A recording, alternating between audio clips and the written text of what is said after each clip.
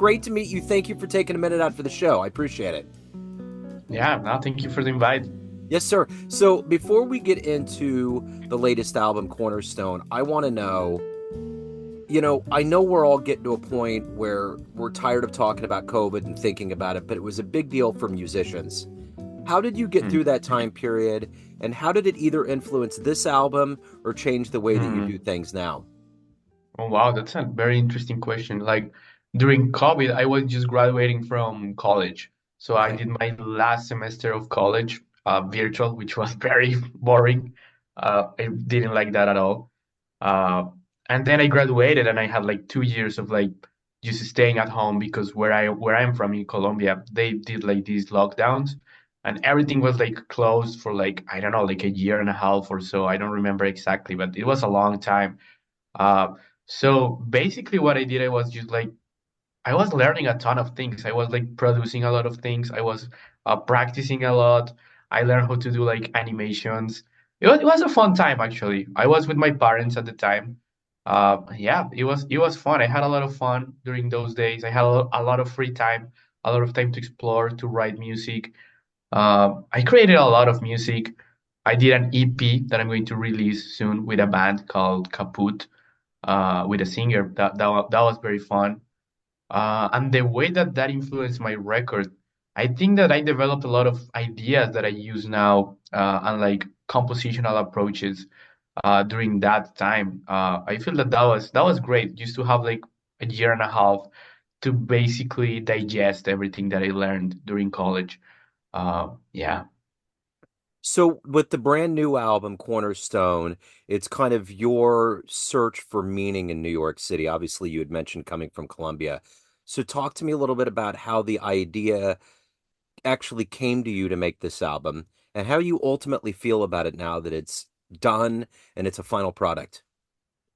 Yeah, so I feel that it was very natural. I always wanted to come here to New York City. I always wanted to record my music, to write music.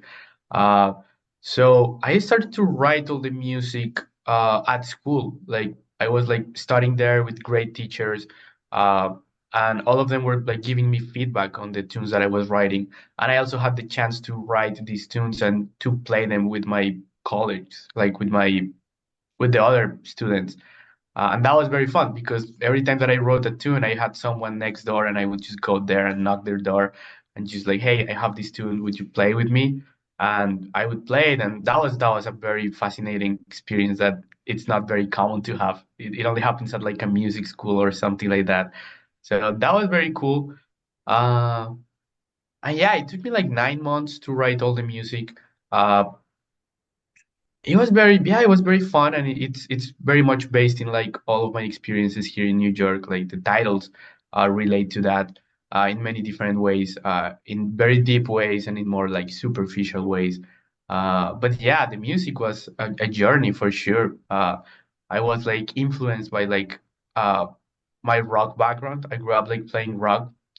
Also, I love modern jazz and like traditional jazz. Also, like hard bop. I love hard bop. Uh, and then I love Brazilian music and I love Colombian music. So it has a little bit of all of that. So what are you ultimately hoping the listener gets from this project? Yeah, I would say it's more like a little snapshot of my musical taste and my personality at the moment, right? So I just hope that they can enjoy it like in their own way, you know. It's like I'm not trying to push anything. It's just like this is what I am, and hopefully you like it. That's it. So you started on the guitar, the acoustic guitar at the age of 9. Take me back to your beginnings of growing up, and did you always see that music was going to be something you would pursue and become your life? Yeah, well, I started when I was 9. My mom gave me a guitar because I asked her like 20 times or something like that, and finally she was convinced and she gave me a guitar.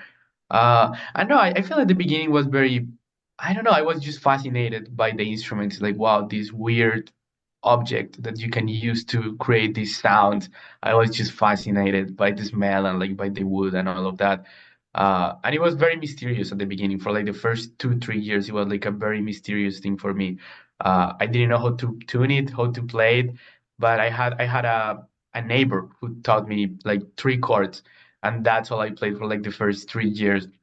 Uh, and then my mom, she signed me for like lessons with a teacher. And then I started to learn a little bit deeper. And it was until I was like 13 or 14 that I created a band with my friend, with my best friend. We're still best friends. And it was a rock band. And we started, yeah, getting better. And when I was like 13 or 14, I think I did my first gig in Colombia. It was like a rock gig. Uh, and I started to get more seriously and more seriously about it. And when it was the time to decide what I'm gonna do for college, I think music was the only thing that I was passionate about.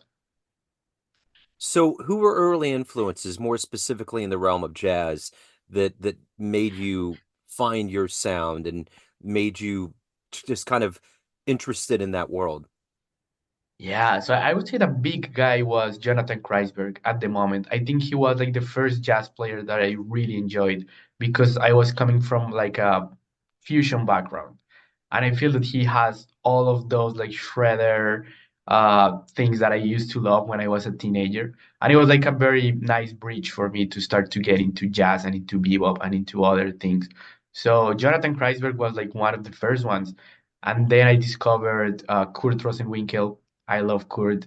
He's amazing. Later on was more like Pat Martino, and then a lot of like saxophone players like Sonny Rollins. I wrote one of my songs in the record for Sonny. It's called Song for Sonny. I love Sonny Rollins. Brad Meldau. Um, I would say, yeah, I have a lot of a lot of influences, but some of them are like the ones that I have in the top of my head. So, we always assume in America, and probably especially because the jazz scene in New York is so huge and so influential. Was it always a dream of yours to come to America and study and play? How did all of that come about?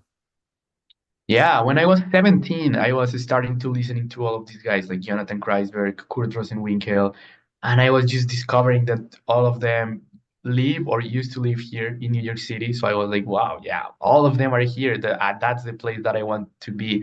So that was like a dream that started when I was that age. And yeah, it grew up, and thanks God, I got the chance to come here and do a master's at NYU. That was very interesting. What was the first live jazz show, whether in your homeland or in America, that you saw that totally blew you away and made you think, I want to be up there one day. I want to do that? Wow, that's an interesting question. The jazz show. Well, I remember Wayne Shorter went to Colombia and he played with I think it was Danilo Perez, John Patitucci, and it wasn't Brian Blade. It was a woman. I don't remember her name, but she was amazing. Yeah. Uh, and that one was very interesting because I think it was like very way ahead of what I was listening to at the time, but it blew my mind. I was like, "Whoa, these guys!" I don't know what was going on. I thought that they were like improvising, but at the same time they were like having some structures, and I was just like blown away by I don't know, like the spontaneity of like their playing. They were just fluently playing music as if it was like a regular conversation, but they were saying like just the most amazing things. That one was very interesting. So the beauty of this art form, especially being in the younger players, that you have these dreams, and the dream of coming to America has been realized. But as far as playing on stages, that's always a big deal. What was the first stage in New York that you played on where you were like, I can't believe this is happening? And what stage have you not played on that you're like, I want to get to that one? Oh man, like the ones that I haven't been are a lot. So I would love to play one day at the Village Vanguard. That would be like a dream come true. That's a great place. Every time that I go there, I have like the best time. The best artists play there. And the first one is like I played at the Blue Note with the ensemble at NYU with Desmond Douglas, and that was just like unbelievable. I was like, I cannot believe I'm playing at the Blue Note. I think I still can't believe that I played there. Yeah, that was very, very fun. So, what do you like the best about being a professional musician? What gets you up every day? What do you look forward to? Oh man, I think that is, just being able to play the music that I love with my friends. I think that's it, and just to explore new ideas. And sometimes I'm like, I don't know if I want to play, and then I pick up the guitar, and it's like I just remember why am I doing this? It's like being a kid. It's like being a child, just exploring ideas. And I don't want to lose that. So I feel that my main motivation is that the fact that I can create something out of, well, not nowhere, but it's like I can create new things. Like every solo is like a new experiment. Like every song is like it's like a puzzle that I have to solve. And it's like I don't know, it's like something very engaging for me. So, why do you love this art form we call jazz? Hmm. Well, I love it. Well, the history is amazing, and like I would say that the most important thing is, of course, the improvisation. It's like I remember when I was learning about this, I was listening to the records that my teacher was showing me, and he was explaining to me like, "Oh yeah, these guys are improvising," and I was like, "No way, they are improvising." And he was like, "Yeah, yeah, yeah, this is the solo section. They are improvising." And I'm like, "How do you do that? Like, I want to learn how to do that, to play these beautiful lines and these beautiful ideas out of nowhere." That was like very mind blowing for me. And another thing that I love is like the fact that you can have very beautiful things happening at like the macro level, like the tune in general is like a beautiful story.